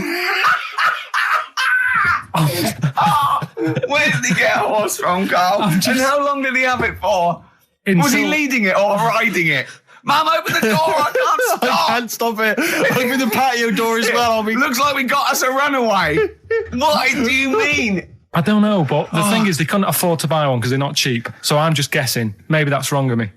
But I think... He had a horse? Yeah, right. So that's why the family didn't have any money. They'd spend it on the horse. No, I don't think, that's what I'm saying. I don't think they would have bought it. So anyway... Yeah, it's wise to whisper, Carl, in case they're listening. Yeah. And they could be in the room next door. It's not buying it, it's keeping it as well. Oh, so I was like in the car with my dad coming into the avenue, and you used to have to drive down it to turn round and you know, sort of go back to our house. You had the traditional method of transport. Yeah. And the horse was in the lounge. Reading a paper. Just like walking around. Oh God! What? And when I was doing, I tried to earn myself some money once by flogging little flowers in plastic cups. What? This is genius. It just keeps coming. What do you mean you're trying to flog little flowers? What do you mean? Wait. Let's play a record. Let's play a record and come back to this, because it's always going to just unravel and unravel. It's going to go on for hours. Let's play a track, deeper Carl. and deeper. It's like an onion, isn't it? We've created a whole world here where there's a man living with a horse. Just walking around the lounge. I come from the West Country. I've never heard anything like that. I just think of a big sort of like orange carpet, and it's got a rediffusion telly, and this horse going, I'm fed up in here. Exactly. This is really... I am not taking the rubbish out again. Yeah. Right, play a record. Let's have Velvet Underground. We've got that lined up. Oh, yeah, the classic from the first album. I'm Waiting for the Man. Let's come back to the horse in a second. Little flowers in pots. What do you mean?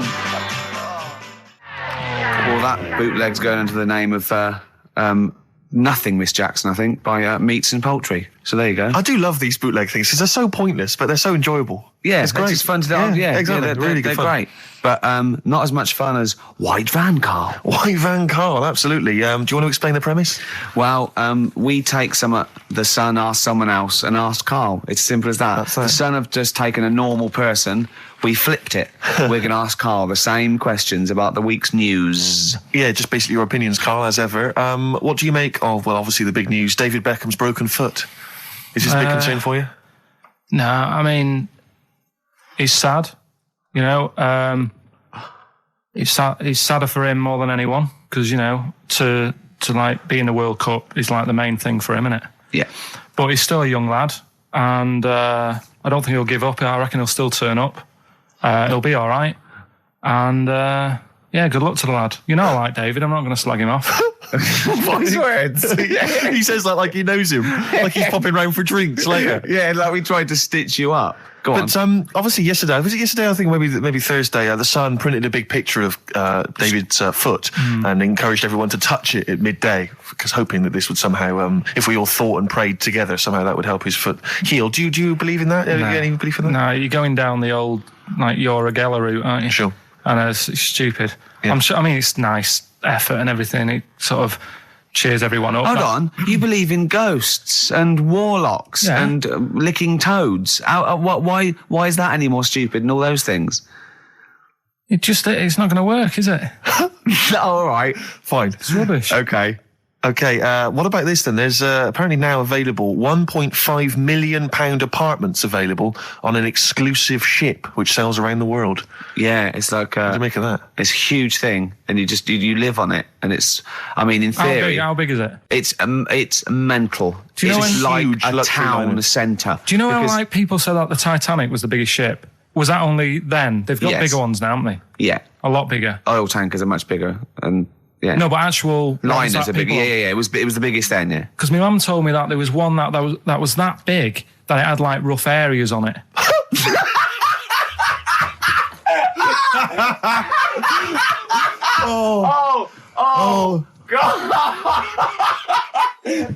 Don't go starboard. Oh God! No, but do you know what I mean? Right. It was like we're thinking of moving. We're seeing Yeah. the captain. We're thinking of moving to a nicer area. Oh Yeah. I've heard they're very rough in aft. Oh God! Oh, that's They steal your fantastic. tyres. A ship's so big there was rough areas. Oh, how big is this one that you're talking about? Well, I don't know. It doesn't give me the specifications here, but they're it's huge. huge. They're huge. In theory, I mean, it's that thing with it's obviously marketing, but they're going to solve the overpopulation crisis, where soon we'll all just be floating around the sea. But Yeah, I can see that. Shining here on XFM 104.9. We're doing White Van Karl. Got another one there? Well, it's just your thoughts really on the Queen Mum's very British send-off that she was given this week. Yeah. What do you make of all those people queuing up to see her? Did you think that was incredible? Right. Well, what we said last week, there was I don't quite understand why there was so many people there who were like getting really upset. Do you know what I mean? Really upset, crying and stuff. And you can lose someone who's like related to you, and you don't cry like that. You sort of sit there and you think back to what you did with them and stuff, and then that's it. But the queue thing, wasn't it like miles long and stuff? Yeah. It was, yeah. Right. I was sat watching this with Susan. 12 hours queuing. Yeah. It never got to And- 12 hours. It did, but It that was did. the estimated time. No, but how long is a queue when they're just like, walking along? Think how far you can sort of like, stagger in 12 hours. Incredible. It was been ridiculous. God. Yeah.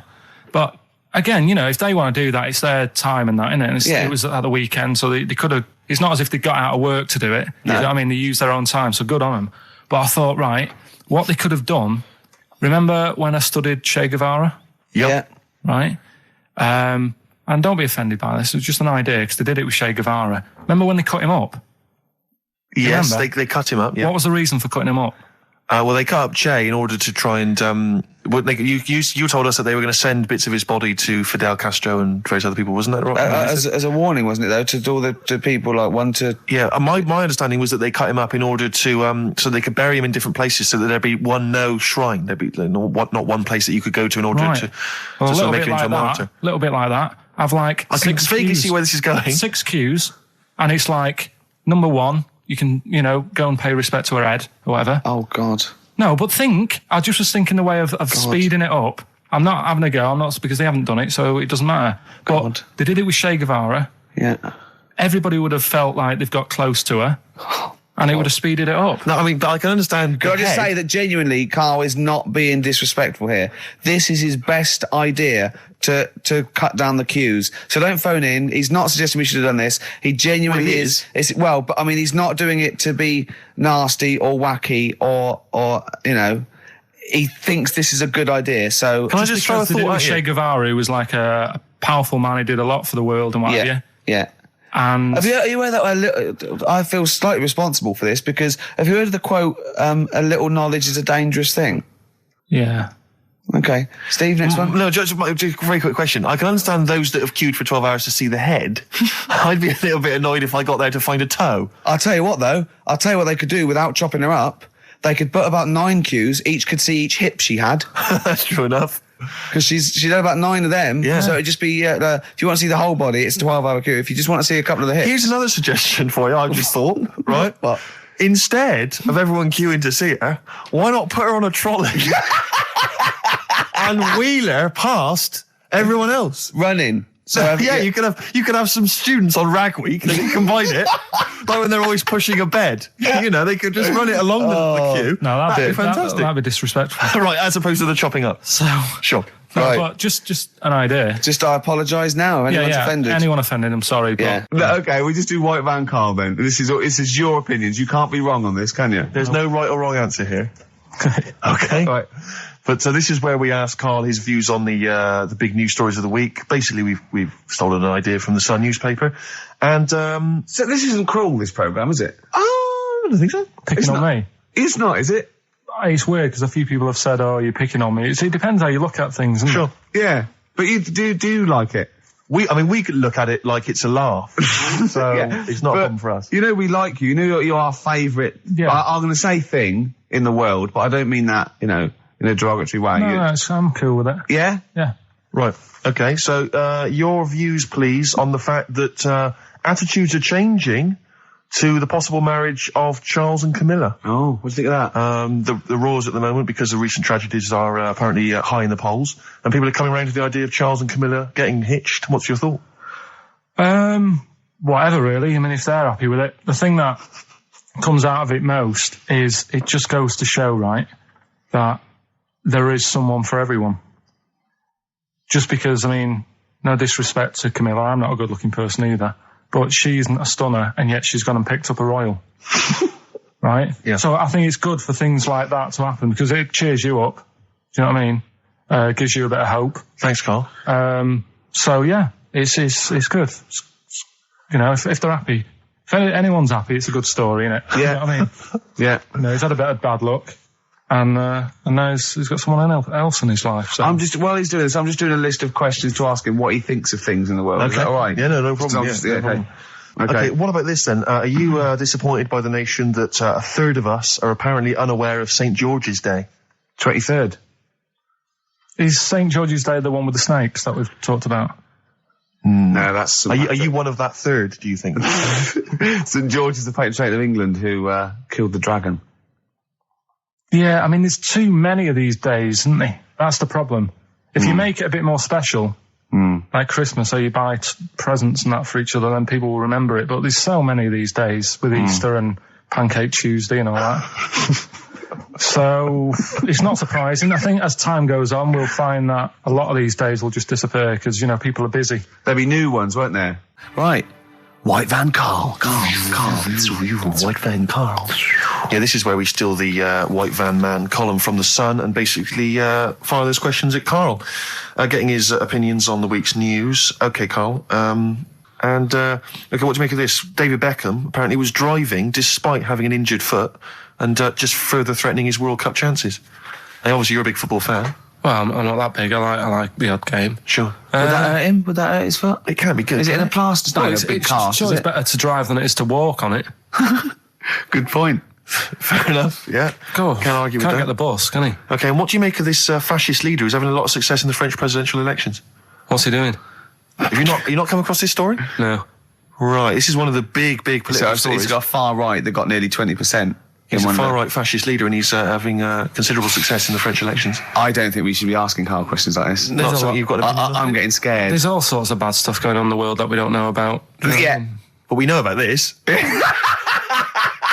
Yeah, but you're better off not knowing because there's nothing I can do about it. You're absolutely right, Karl. Fair enough. I can't argue with that. Oh, God, man that's alive. fantastic. That is brilliant. White Van Yeah, White Van Karl. I mean, for those that don't know, we do this... We this ask week. Karl the questions that the Sun asked someone else. That's right, the Sun every day asks some, average Joe, his views on the week's big stories. Karl, let me ask you now, what do you make of Prince Harry smoking openly at a polo club? Are you aware of this story? No. Was it? Go on. Prince Harry, you know that he's one of the royals. Yeah. And he was seen smoking openly, a fag, a cigarette, a polo Third in line to the throne. something like that, yeah. Imagine that. Someone smoking a cigarette is third in line to the throne. A cigarette, Karl. Is it a non-smoking polo club? Do you know, I don't know, but if it were, would that make things even worse for you? Well, no, yeah. seriously, what do you make of it? This is, the whole, the furore is he's a role model, he's a royal. Should he be seen puffing away in a public place? I don't think it matters, does it? Not a concern for you? How old is he? Is he old enough to smoke? I think he probably is, yes. Right, yeah. Well, I think the trouble with this role model thing, with anything that's legal, it should either be illegal or not. Yeah. I just don't think you can impose things like that, because you could say that it is bad for you, and it is bad to start smoking, and it really is bad for you, it causes cancer and everything. But everyone knows that, don't they? Well, yeah, but you should either make it illegal or shut up about it. Sorry, this is Karl you're asking, isn't it? I am indeed. Sorry, So we can throw these questions your way as well if you fancy. Sorry, yeah. It doesn't matter. But Karl, what are your views generally? I mean, it's obviously cigarettes are perfectly legal and so on, but what about stronger narcotics? Because I know you're very scared of drugs and stuff, aren't you? I'm not a fan. No, what's your concern? What's your worry? Just like you might get into them. It's like you might have them and go, oh, this is all right. Exactly, Karl. Exactly. Although I was talking to you about it earlier, and you weren't very sympathetic about a lot of young people who have perhaps gone to crack or smack. Didn't you describe it as their own fault? Sometimes it is, isn't it? Yeah. I mean, I could have turned to it where I grew up, but I said, well, don't want to do that. It's not good for you. Sure. And I avoided it. You turned to ghosts. So you've got no sympathy for anyone who's a drug addict? It's their own fault, is your... It depends, doesn't it? Sure. Do you know what I mean? You can be an addict if, I don't know, something... I'm trying to think of a nice way that you most might people end up... start on stuff like that because something really traumatic's happened to them. Very few people go out for a laugh one night and go, let's all try it. Sure. So, but... Yeah. Just say no, I suppose, is the Just say attitude no. in the end. Listen to the cast of Grange Hill. Now, this will scare you. Now, Karl, you will be a little bit unnerved about this. Have you seen the film Jurassic Park? Yeah. You know what happened there? Well, according to the Sun here, it says scientists are planning to clone mammoths for a theme park. Look at his face. Look at that. He looks like a dog caught in the headlights of a car. He's terrified. I love Karl. He sprung to attention Karl. there. Is that the best news you could have? Man moths.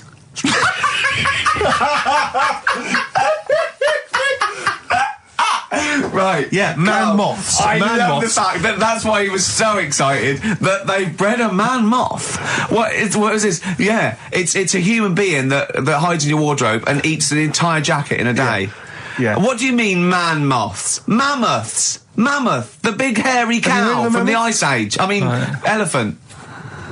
You're not so excited about that, then? You can take or leave bringing back mammoths to life, but a man moth... A man moth is a different matter.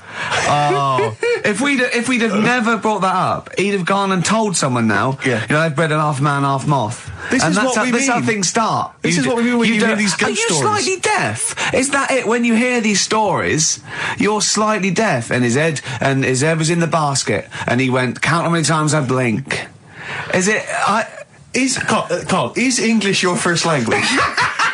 Are you actually foreign? Is that the thing? Yeah. Should we speak when we say slower? foreign, we mean not of this planet. Yeah. Should we speak slower? Would that be a help to you? No, go on. Next What do you one. make of that? Do you think that's good? The Would you idea think of that's good to bring back mammoths? prehistoric animals. These giant elephants. They're slow, aren't they? It's not as if they're going to, like, get out and run fast and they can't capture them. They'd probably be like a fence, elephants, to be honest, aren't they? Karl. They'd probably be a fence. No, but you're asking it as if, like, oh, it could all go wrong, but it couldn't, could it? Well, Really? but the point was about Jurassic Park is they thought it wouldn't go wrong. They thought they had it all under Yeah, but control. that was and Have you dinosaurs. learned nothing from Jurassic Park, Karl? Dinosaurs would say, oh, think about it before you do it. But with a hairy elephant, it's not going to... Not a concern for you. Would you go along to see him? Would you be interested in that? If it was in the area. He's great, isn't he? I'd love a queue. Nothing right? impresses No, him. but what I'd like to do is Karl sitting like Yoda in a little cave, and I'd just like to see people like Tony Blair and Stephen Hawking's in a queue, and they go and say, "Karl, got a bit of a problem." And thinking of cloning a man and a moth. Problem? Not an issue. No, if I'm in the area, I might cruise around and have a look at it. Otherwise, just don't send it near my clothes. Oh, that's fantastic. So it's just for a second. As the words "man moth" came into your head, how excited were you? I mean, were you both terrified and excited? For the moment when you thought that they'd cloned a man and a moth? I pictured... What kind of face did he have? Did he have the moth's head, or was it a man's head? just a little man head. Right, what was his face? What did it look like? He just was like a bit shocked. Perplexed, yeah. Yeah, so it was like he'd been grafted onto the body of a moth without his consent. And when he was asleep, he'd woken up. He just went in to have a goitre removed, and they said, "We've replaced your goitre with the body of a giant moth." Yeah, is that all right, Mr. Jenkins? So he had the head of a little. Was it a little boy or a man? Little man. Right. Okay. And he's just bumping into a lamp. Just bumping into a lamp. Carl, if you went into hospital and they'd done something, what's the worst thing they do, right? What would you rather have done, right? You wake up and you've got lobster claws for hands. Right. You wake up and you've got duck's feet. Or you wake up and you've got one horn coming out of your head. The worst thing? Yeah. Probably the horn coming out of my head. Why? Get in the way. That'd be useful, wouldn't it, in fights and stuff? And for like parties, people would play Well, I points. suppose the lobster claws would also be quite handy there. Definitely. Listen, we haven't done it for a while. White Van Man. I thought there's some interesting questions raised today, and I think it might be nice to throw them Carl's I think we direction. set Carl up again in the last hour as a person that people want to know they wanna his know what he's opinions thinking. on the world. If you're not familiar with it, on Saturdays, the Sun newspaper asks a typical white van driver questions his opinions on the week's news, and we thought we'd throw these in the direction of Carl. And then what do you make of this teenage thug, Carl, Mickey Carroll, who spent 4 months in jail and he's won 9.7 million on the lottery? Is that justice? When you think of all the good people that are going hungry? And there's a lad there and he's won. Did he buy the ticket before he went in? No, I think he bought it once he'd come out. So he's done his time. He's done his time. Fair enough then. He's been punished. Yeah. Right? He's bought a ticket. He's had a lot of bad luck. Mm-hmm. Now he's having a bit of good luck. Right, next one. Are you concerned that now he's got all that money, he could turn into like a sort of mastermind villain? You know, like a James Bond style villain? He's got a criminal streak, we know that. Is that a concern for you? Well, we imagine don't. that he could build some kind of underwater fortress. We don't. With my lawyer's hat on, we don't know that. Yeah, well. Well, he'd have to prove that he didn't have a criminal streak. I'd say you've been in jail for 4 months. Yeah, well, sometimes people are bad because they haven't got any money, so he might be Interesting an point. angel of gold now. Or whatever it is. It's a long time since we've had any white van, Carl. For those that don't remember this particular hot feature, we basically ask Carl some of the questions that are asked of a white van driver in the Sun. They always have this on Saturday afternoons. Anyway, here's the first one. They're not fascinating, Carl, but I'm just interested on your take, really. Yeah. What do you make of Cilla Black quitting Blind Date after her husband sent a message from beyond the grave? Are you familiar with this story? I didn't know that. What's that? She went to see a medium, and supposedly her husband passed on information through the medium, which was incredibly vague, but persuaded her to quit live on air. Well, it's about time, isn't it? If even dead people are saying, enough's enough. But I'll tell you what, though, talking about ghosts and that, do you know how I'm into them? Yeah. Right? How weird do you think this is, right? Well, it's not true. Before you say it, play a record. No, go on. Go on. Right, it's this woman. I don't even know if it's ghost, really. It's just a bit weird. Sure. Yeah, sure. There's this woman, and she's not a woman, she's a kid. Sure. Okay. Sure. She's walking down, like, a street in her area. It's a nice day and everything. Everything's normal. She's walking down, and a woman comes up, cycling past, right? The woman on the bike looks at the kid, absolutely terrified, right? Got a really scary face on her. Yeah. The kid's thinking, why is she doing that? Yeah. Right? So anyway, she thinks nothing of it, goes, I think she was playing in the park or whatever, goes and has a nice day. About 15 years later... Oh, right, yeah. She's, I don't know, I think she was going to work, right, on a bike. She was riding her own bike. Riding her own bike, cycling down the road. Oh, yeah. Looks at the kid.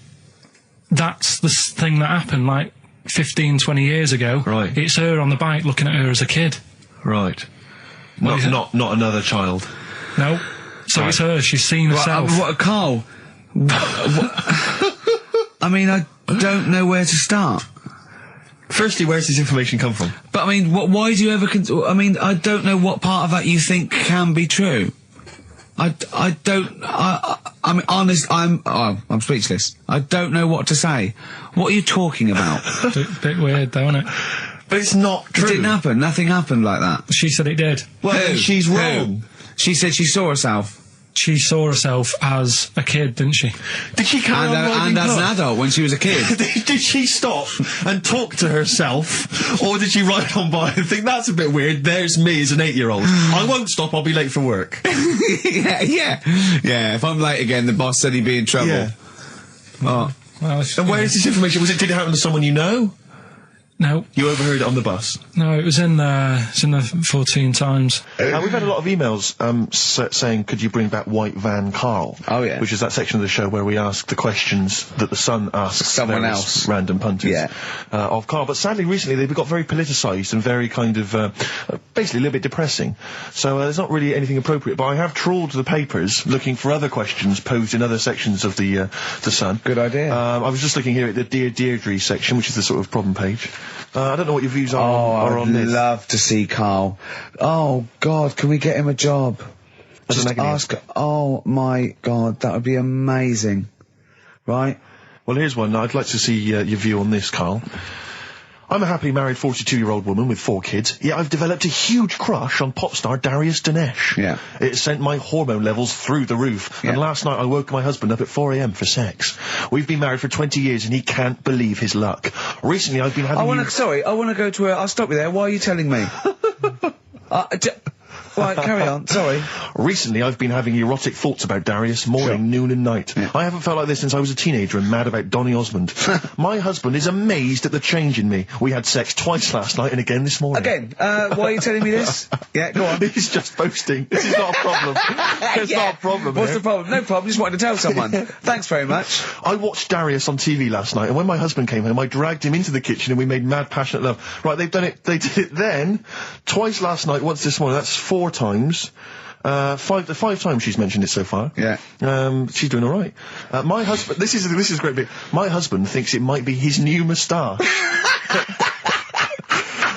Or that I'm going through the menopause, but I You know were thinking different. of growing a moustache? I was Just thinking think of it would growing a change your luck tash. with the ladies? I love the idea. That's what he thinks it is. He's telling his mates in the pub. You should go grow mad with for me. these. Grow The with old these, Tom right? Selleck. 5 times in the last 24 hours. Hooray for sexy Darius. So, what do you make of that then? What are your views on that? Hold on, though. If that bloke is reading that paper, that narrows it down It's a gotta bit. be, yeah. Who else did he know? His wife likes Darius. He's had sex 5 times that night, and he grew a new moustache. He's thinking, I wonder if that's me. Maureen.